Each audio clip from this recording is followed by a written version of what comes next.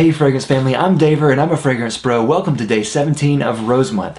And today I have Voleur des Roses by L'Artisan. When I think of L'Artisan, I think France. I think class. I think perfectionist fragrances. And this really takes me there. It confirms everything that I had thought about L'Artisan. And it's actually a very simple fragrance. There's only 3 notes in here: rose, plum, and patchouli. But it's also very deep. It kind of belies its simplicity. And I smell other notes in there as well, kind of ghost notes. I smell notes of leather and honeysuckle, and I like this. I would say that you smell all those notes in equal parts almost. In the beginning you get a lot of rose and plum, and then as it dries you get more of the airy, fresh patchouli mixed with some plum as it dries. And I will say that's one of my faults with this fragrance, is that the dry down is a little bit boring. It's kind of just, especially hours and hours later, it's just kind of just this patchouli, this sweet patchouli scent, which is okay, but it's just, you've smelled it before. Performance was good. I thought it was okay, but with a lot of L'Artisan fragrances, I find that I don't get very great performance. I find that they're on the lighter side, and I think this is one of those fragrances. It projects really well for a long time, but as far as longevity, it's not there. It's just okay.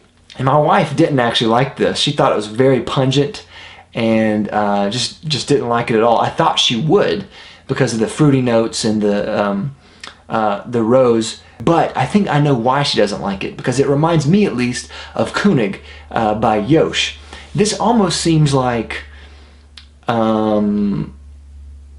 a sister to Colognes. Colognes is Yosh's latest fragrance, and as of this moment we have filmed a review to be aired. I don't think we've aired it yet.